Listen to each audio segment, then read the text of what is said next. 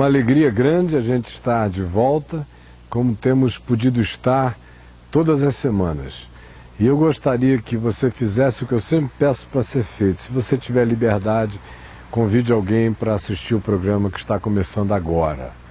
Mas enquanto isso, eu quero oferecer a você a chance de ver uns takes gravados há muito tempo atrás, há quase 10 anos atrás, numa viagem a Israel, uns papos livres acontecendo dentro do carro, ou na hora do almoço, em outros lugares, e faz parte de um material amplo. Obviamente que a viagem não é isso, é apenas o que aconteceu com quem estava ali na minha intimidade e gravando algumas das nossas conversas. Com vocês, então, esse flash.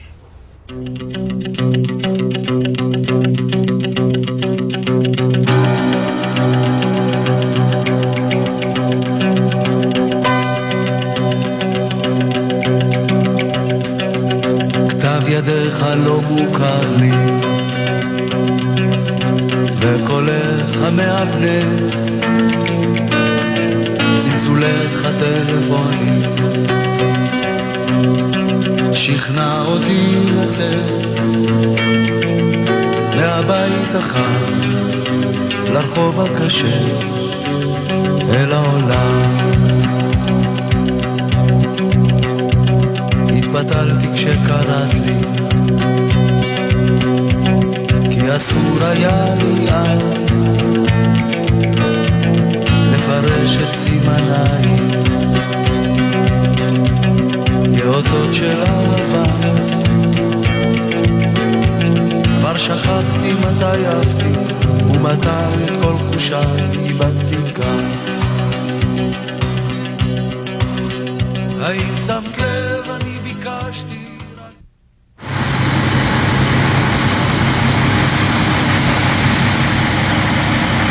Por que a Fonte de Herói é um dos seus lugares preferidos, Pastor Caio? Porque ela está aqui desde sempre. Aqui há milênios. Eu gosto daquilo que fica. Que ninguém consegue estragar. É a mesma água que Gideão bebeu. Por isso que eu gosto.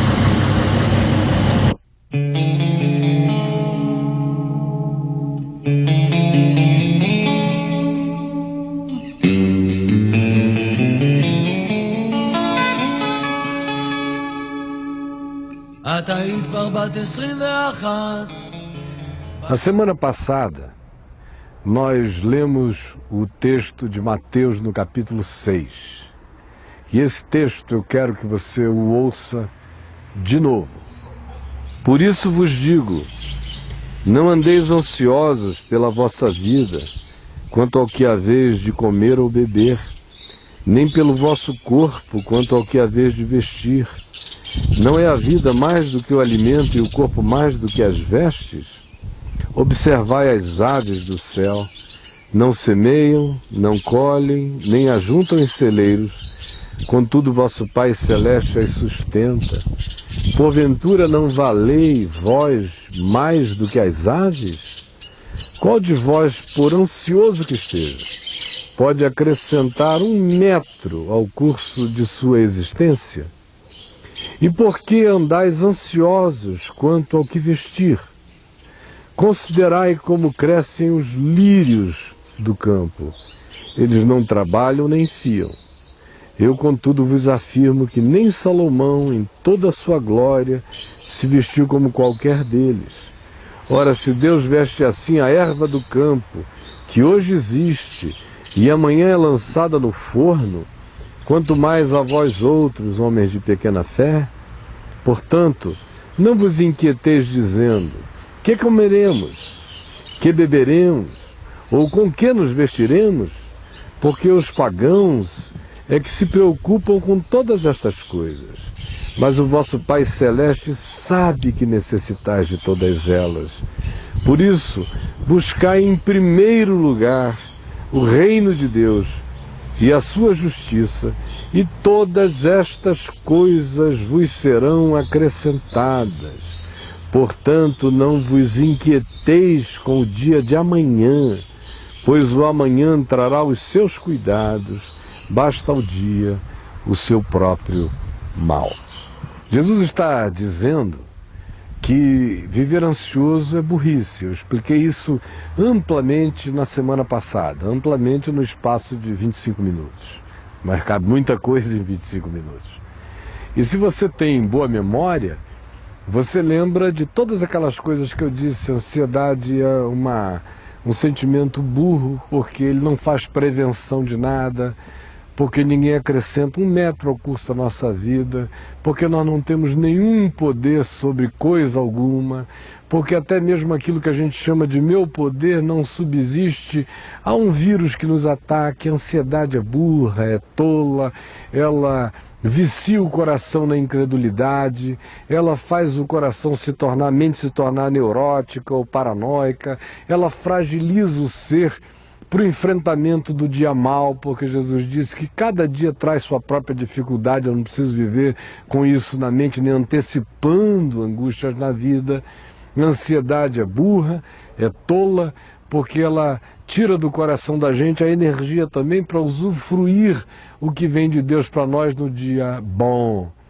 A ansiedade, e mantê-la no coração, é tolice, porque ela adoece o corpo, ela adoece todas as dimensões do ser e ela impede a gente de usufruir paz. Depois de falar bastante na semana passada sobre isso, eu disse que ia ficar devendo uma a você. Porque Jesus concluiu tudo o que disse sobre a ansiedade, dizendo que no lugar da ansiedade o que você tem que pôr é outra coisa. Ele disse: portanto, não vos inquieteis dizendo que comeremos, que beberemos ou com que nos vestiremos, porque os pagãos é que procuram todas estas coisas, pois o vosso Pai Celeste sabe que necessitais de todas elas. Buscai, pois, em primeiro lugar o reino de Deus e a sua justiça, e todas estas coisas vos serão acrescentadas. No lugar da ansiedade, Jesus disse: ponha essa vontade de buscar o reino de Deus. Aí você diz: mas isso não é uma ansiedade? Ficar ansioso pelo reino de Deus? Não. A religião ensina as pessoas a ficarem ansiosas por um suposto reino de Deus que acontece em função do que a igreja propõe como tarefa e como agenda, e bota todo mundo nervoso. Muita gente de igreja nervosíssima, porque isso ainda vem junto com culpa. E eles dizem que a igreja que é a manifestação concreta do reino de Deus, e por isso se entenda aquele conjunto de, muitas vezes até de idiosincrasias e de perversões do evangelho, mas que estão materializadas institucionalmente e comunalmente. Ali é o reino de Deus, e ali tem um tirano, um déspota que designa tarefas e que cobra de todo mundo, cobra desde dinheiro até a performance das pessoas, e surge um monte de gente nervosa no processo. Você mesmo que está me ouvindo, se frequenta alguma dessas igrejas, deve estar nervosíssimo, muito aflito e muito ansioso com esse reino de Deus que ofereceram a você e que não tem nada a ver com o que Jesus falou. Primeiro porque reino de Deus por Jesus não é uma coisa que está acontecendo lá de fora.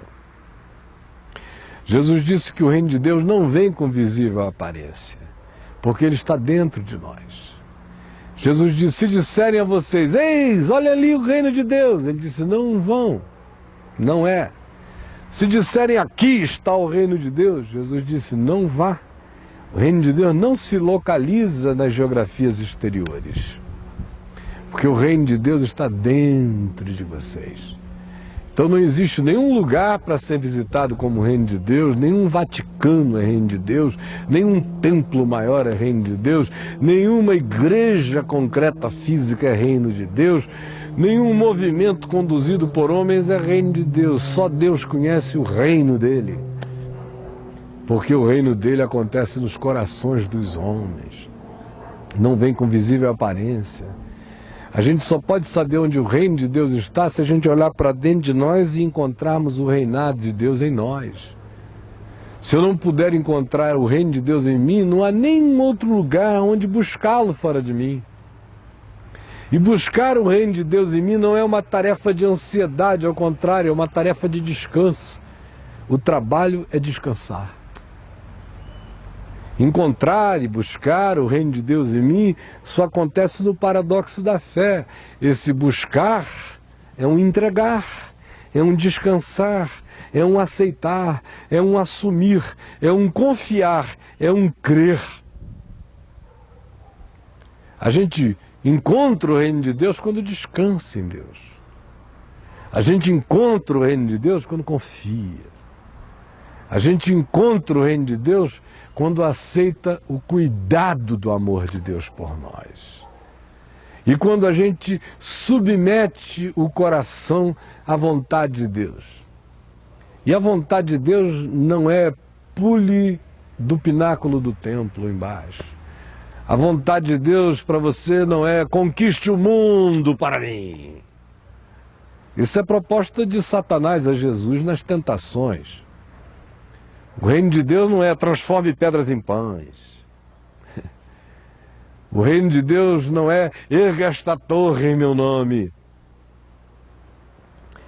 O reino de Deus é converta o seu coração à confiança. Converta o seu coração ao amor. Converta o seu coração à misericórdia, ao perdão.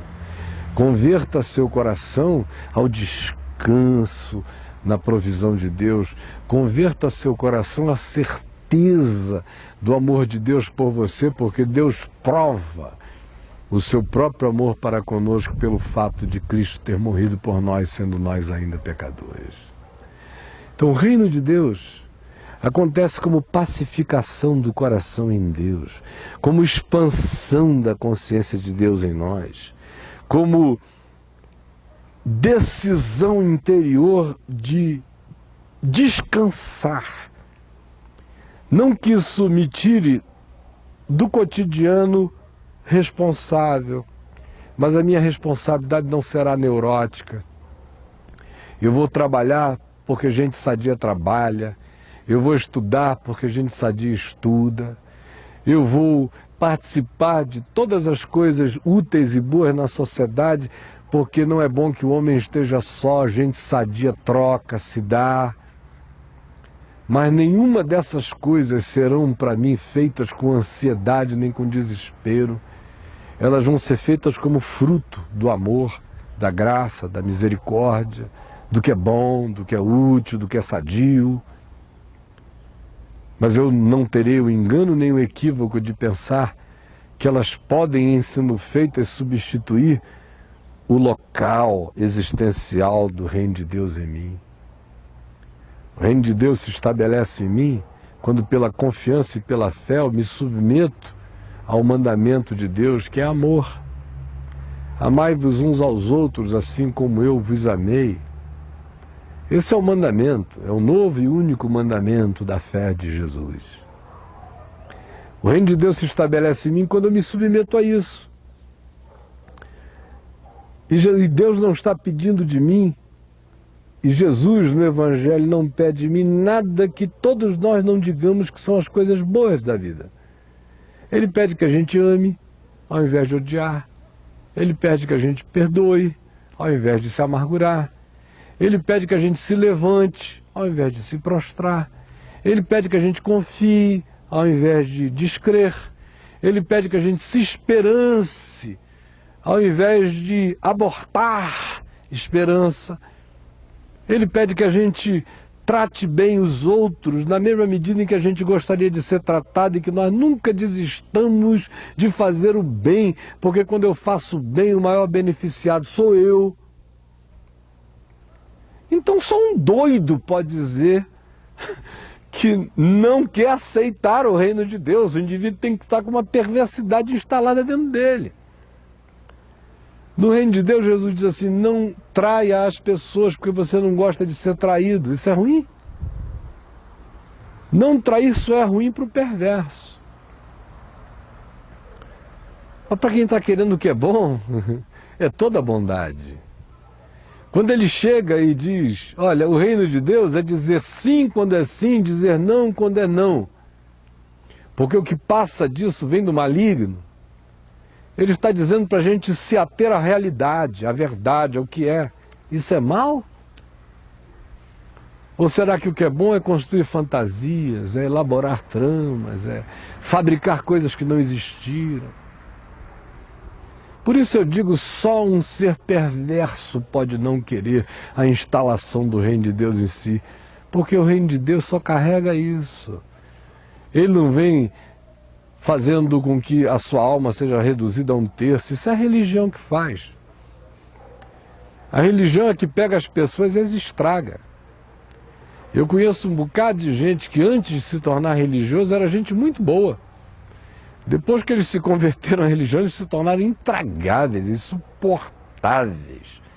Assim, é um sacrifício caminhar com eles. Você tem que andar assim com toda generosidade, porque eles são vociferantes, hostis, preconceituosos, cheios de juízo, arrogantes, donos da verdade, sem misericórdia, perversos. No fim vão ficando maus. Falando em reino de Deus, mas é aquele reino de Deus da torre. É o reino de Deus de tijolo, é o reino de Deus de cimento, é o reino de Deus de dinheiro, é o reino de Deus de oferta, é o reino de Deus de correntes, é o reino de Deus de bispos e líderes, é o reino de Deus de hierarquias, é o reino de Deus de vaticanos, é o reino de Deus de importâncias humanas, que não tem Deus. Aquilo é só uma panaceia, um circo sem Deus.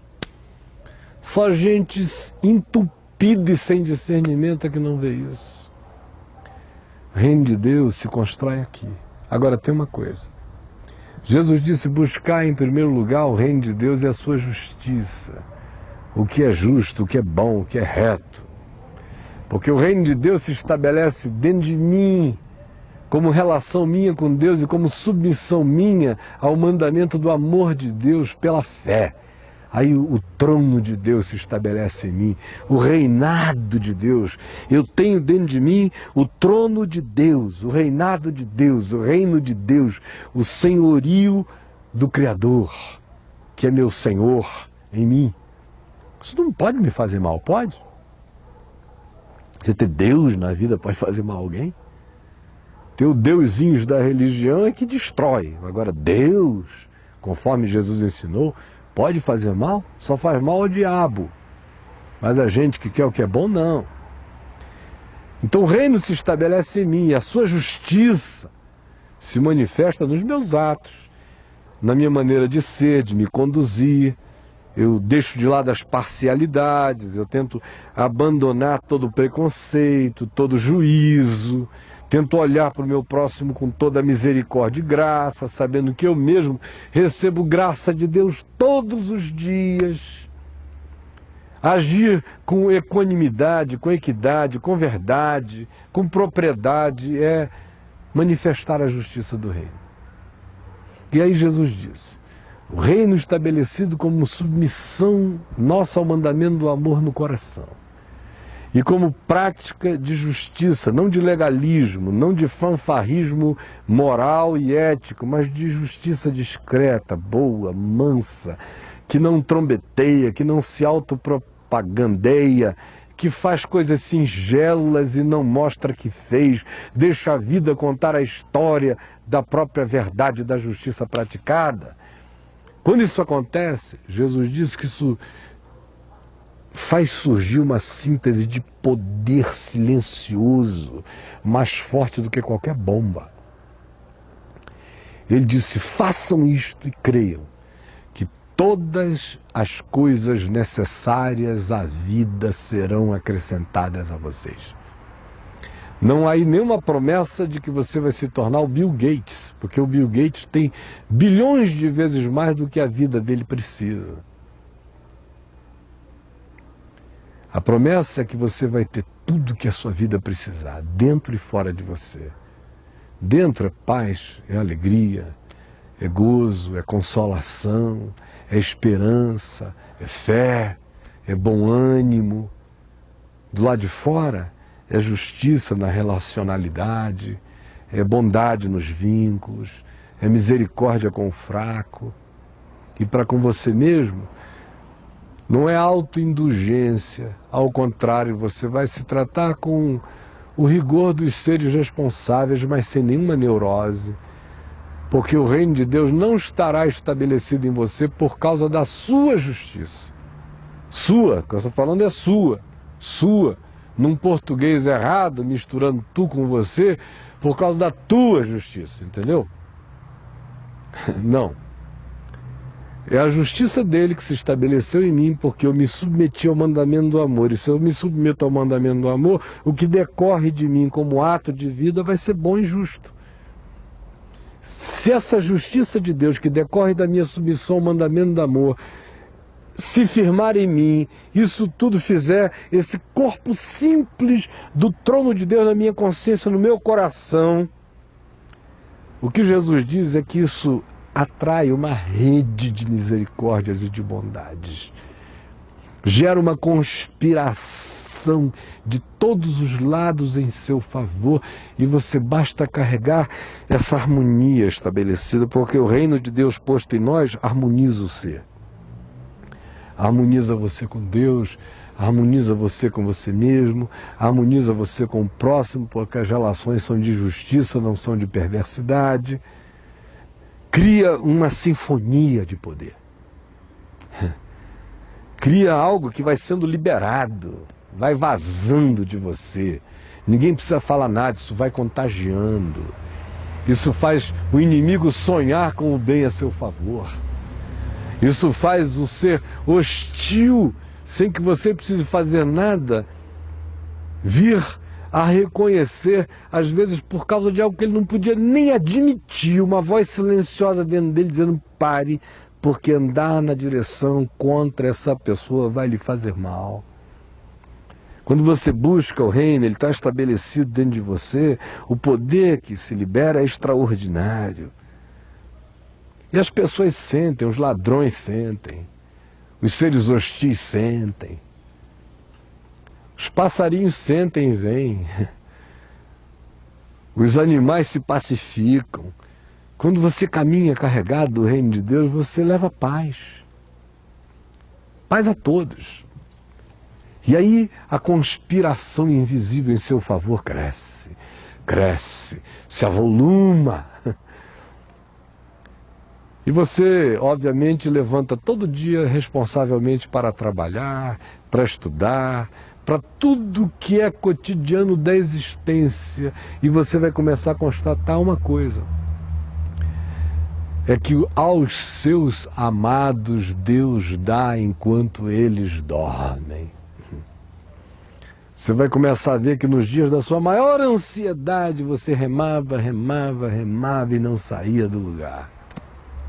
E agora, quando o reino se estabeleceu e a confiança dominou você, e a certeza do cuidado de Deus, e a vontade de se submeter ao mandamento do amor e a praticar a justiça nos relacionamentos, quando isso tudo se avoluma e se adensa, se torna real em nós, faz parte de nós, aí você começa a descobrir o poder. O poder que vai sendo largado, que vai sendo distribuído. E você começa a ver que demônios se afugentam, que fantasmas fogem, que diabos se vão. E a sua vida começa a atrair e a magnetizar um monte de gente boa. Eu vejo, por exemplo, pessoas se dando mal à beça nos relacionamentos. Elas não buscam o reino de Deus em primeiro lugar, não podem jamais encontrar relacionamentos satisfatórios. Vão sempre encontrar os relacionamentos do anti-reino. Você me entendeu? Entendeu mesmo? Ou será que eu preciso explicar mais alguma coisa? Eu creio que o Espírito Santo já falou com você. A minha oração é que você tire todo o proveito do que foi dito até aqui, porque saiba de uma coisa: eu sei que o que eu falei a você aqui e agora foi palavra de Jesus. Você está me ouvindo? Você acabou de ouvir a palavra de Jesus. Se você crê, ela tem um poder de produzir vida e vida em abundância. Se você não crê, você vai continuar vivendo a sua existência, que não pode nem ser chamada de vida, porque ela é apenas um acontecimento movido por impulsos, por acasos, e pela insensatez de um ser que ainda não discerniu até agora o significado de estar vivo. Eu vou parar por aqui, tá bom? Eu, infelizmente, paro por aqui. Desejo a você tudo de bom em nome de Jesus, a você e a sua casa, e que a palavra de Deus prevaleça contra e sobre os nossos enganos. Até a próxima semana. Tchau.